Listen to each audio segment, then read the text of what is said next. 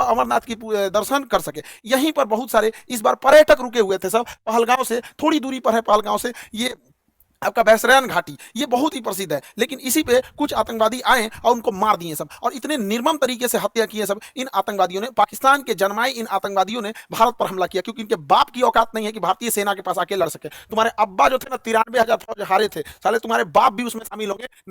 1971 पूछना अपने बाप से जाके। यहाँ पे इन लोगों ने निहत्ते लोगों पे मारा। ये दिखाता है कि कितने कायर पैदा होते हैं सब। हमारे यहाँ तो कहा जाता है माँ का दूध पियो तो सामने से आके लड़ो। तुम्हारे ही कहते हैं यहाँ पे एक निहत्ता, कोई किसी की शादी हुई है, कुछ दिन पहले हुई है, वहां पर जाके मार दिया। एक जिम्मेदारी लिया है रेसिस्टेंस फ्रंट। बताइए इनके बच्चे का क्या गुनाह था? बताइए इनका बच्चा अच्छा मार्क्स लाया तो घूमने के लिए यहाँ आ गए। किसी की शादी एक हफ्ते हुई है, किसी के हस्बैंड को मार दिया गया, वो कह रही है कि मेरे हमको भी मार दो यहाँ, लेकिन कह रहे नहीं तुम अपनी सरकार को जाके बताओगे। अरे सरकार को तो पता चल गया है, लेकिन हम लोग को जो है ना अभी इलाज होगा इसका अच्छा से यहाँ पे। बताइए इस महिला के साथ इसके बच्चे को मार दिया गया। जब इंडियन आर्मी पहुंची तो फौज के ड्रेस में आतंकवादी थे सब। ये महिला समझ नहीं पाई, फौज को देख के रोने लगी। इनको लगा कि ये भी कहीं आतंकवादी तो नहीं है। तो उन लोगों ने बताया कि हम इंडियन आर्मी से आपकी मदद करने के लिए आए हैं। अरे कायर हो, एक तो तुम निहत्ते पे हमला करते हो, उसके बाद से तुम इंडियन आर्मी का ड्रेस पहन लेते हो। यही ना तुम लोग की कायरपन है। खैर पड़ोसी की औलाद हो लोग साले, तुम लोग की तो इतनी औकात नहीं जो इंडियन आर्मी से लड़ सको। लड़े तो थे एक बार, यही हुआ था। हालांकि हम लोगों ने अभी ऑपरेशन टिक्का प्रारंभ किया है, रेस्क्यू ऑपरेशन चल रहा है, कुछ आतंकवादी मार दिए भी गए हैं,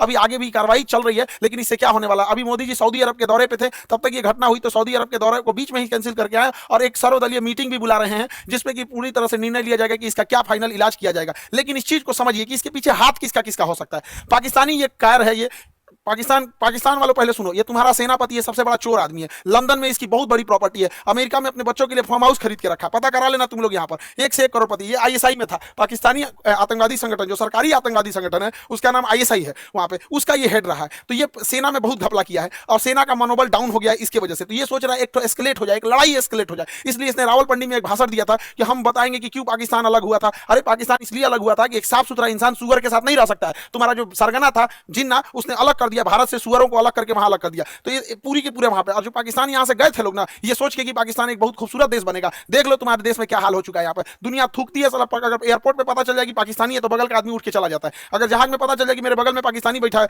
उसका पूरा रास्ता पर टेंशन में रहेगा कि पूरी तरह से सलामत जा पाएगा कि रास्ते में फटेगा यहाँ पर। तो ये चाहता है कि अपनी सेना में थोड़ा सा मनोबल बढ़ाने के लिए युद्ध हो जाए। दूसरा, पाकिस्तान में इसने क्या किया, इमरान खान को गिरफ्तार करा दिया। इमरान खान पहले क्रिकेटर थे, पूरी दुनिया घूमे थे, पाकिस्तान के अन्य प्रधानमंत्रियों की तुलना में ज्यादा सोच समझ रखने वाला था। तो इसको जेल में भिजवा दिया, मेरे चचवा को। अभी यहाँ पे गृह युद्ध हो गया। तो आसिम मुनीर का यही सोचना है कि अगर भारत से थोड़ी बड़ी भी लड़ाई हो जाती है तो सेना ये अपना बन बजा लेगा कि देखो हम हैं तो पाकिस्तान को बचा के रखे हुए। वैसे भी पाकिस्तान मरेगा, बकरी की अम्मा कब तक खैर मनाएगी।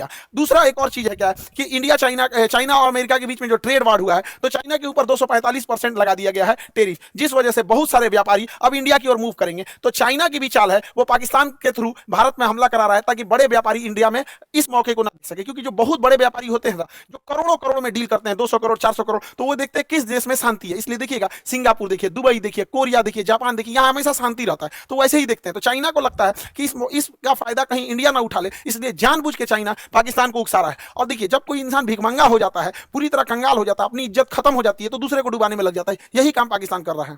ये आतंकवादी आए और वहां पर्यटकों के ऊपर गोली चलाने लगे। आतंकवादियों के मंसूबे को समझिए, गोली मारे हैं उनकी मंसूबा को समझिए। गोली मारने के बाद महिला को कहती है कि हमें भी मार दो, तो कहता है कि नहीं, तुम्हें नहीं मारेंगे, तुम जाके अपनी सरकार को बताना। मतलब इन्हें पता है कि ये सरकार को बात बताया जाएगा। दूसरी बात, जाति धर्म पूछा गया, हिंदू हो कि नहीं, कलमा पढ़ो। और उसके बाद कोई लोग कह रहे हैं कि आतंकवादी का धर्म नहीं होता है। कलमा कौन धर्म का आदमी पढ़ाता है जी?